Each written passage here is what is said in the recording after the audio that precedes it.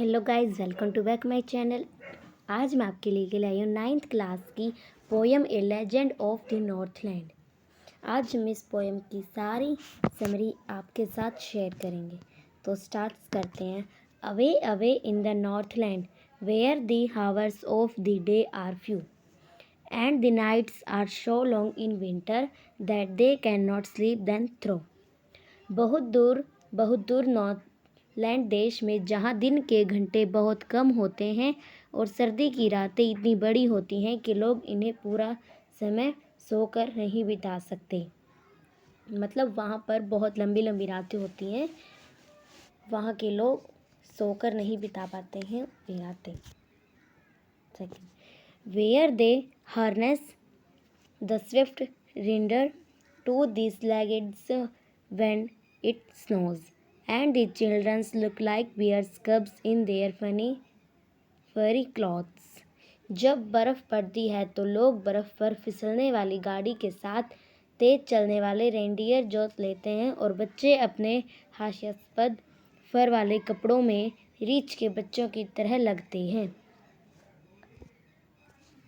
They tell them a serious story. I don't believe it is true. And yet you may learn a lesson if I tell the tale to you. वहाँ के लोग बच्चों को एक विचित्र कहानी सुनाते हैं। मैं नहीं मानती कि यह एक सच्ची कहानी है, और फिर भी यदि मैं आपको वह कहानी सुनाऊं तो आप एक सबक सीख सकते हैं। Once when the god Saint Peter lived in the wood below and walked about it preaching just as he did, you know. एक बार जब अच्छे स्तर पीटर नीचे संसार में रहते थे और उपदेश देने के लिए यहाँ वहाँ घूमते थे, आपको पता है, जैसे वे किया करते थे। He came to the door of a cottage in traveling around the earth where a little woman was making cakes and baking them on the hearth. धरती का भ्रमण करते करते वे एक कुटीर के दरवाजे पर आए, जहाँ एक छोटे कद की स्त्री केक बना रही थी और चूल्हे के ऊपर उन्हें पका रही थी। And being faint with fasting, for the day was almost done, he asked her from her stock of cakes to give him a single one. और उपवास की वजह से कमज़ोर होने के कारण, क्योंकि दिन लगभग बीत चुका था, उन्होंने उससे कहा कि वह केकों के भंडार में से केवल एक केक उसे दे दे। So she made a very little cake, but as it baking lay, she looked at it and though it seems too large to give away. इसलिए उसने एक बहुत छोटा केक बनाया, परंतु जब यह पक रहा था तो उसने उसकी तरफ देखा और सोचा कि यह इतना बड़ा लगता था कि दिया नहीं जा सकता था। Therefore she kneaded another and still a smaller one, but it looked when she turned it over as large as the first had done. इसलिए उसने एक अन्य गोला गूंथा जो कि पहले से भी छोटा था, परंतु जब उसने उसे पलटा तो उसे लगा कि यह पहले वाले के जितना ही बड़ा है। Then she took a teeny scrap of dough and rolled it flat and baked it then as a wafer, but she could not part with that.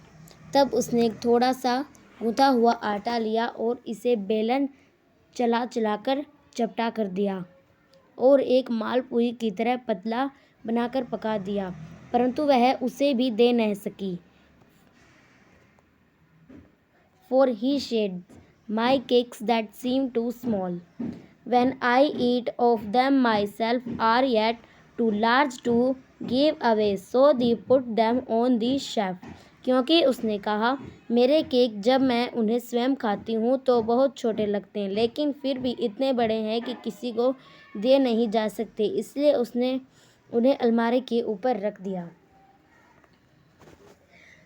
Then God Saint Peter grew angry, for he was hungry and faint, and surely such as woman was enough to provoke a saint.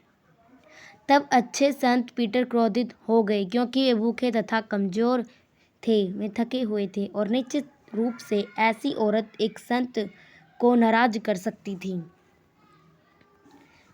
And he said, "You are far too selfish to dwell in a human form, to have both food and shelter and fire to keep you warm." और उन्होंने कहा, तुम इतनी ज़्यादा स्वार्थी हो कि तुम मानव रूप में रहने के योग्य नहीं हो। तुम भोजन और आश्रय दोनों को प्राप्त करने तथा स्वयं को गर्म रखने के लिए आग प्राप्त करने के योग्य भी नहीं हो। Now you shall build as the birds do, and shall get your scanty food by boring and boring and boring all day in the hard dry wood. अब तुम पक्षियों की भांति घर बनाओगी और दिन भर सख्त सूखी लकड़ी में लगातार छेद करते करते अपना थोड़ा सा भोजन प्राप्त करोगी। Then up she went through the chimney, never speaking a word, and out of the top flew a woodpecker, for she was changed to a bird. तब वह चिमनी से गुजर कर ऊपर निकल गई, एक शब्द भी नहीं बोल पाई और ऊपर चोटी वाले सिरे से एक कटफोड़ा उठाता हुआ बाहर निकला, क्योंकि वह पक्षी में बदल गई थी।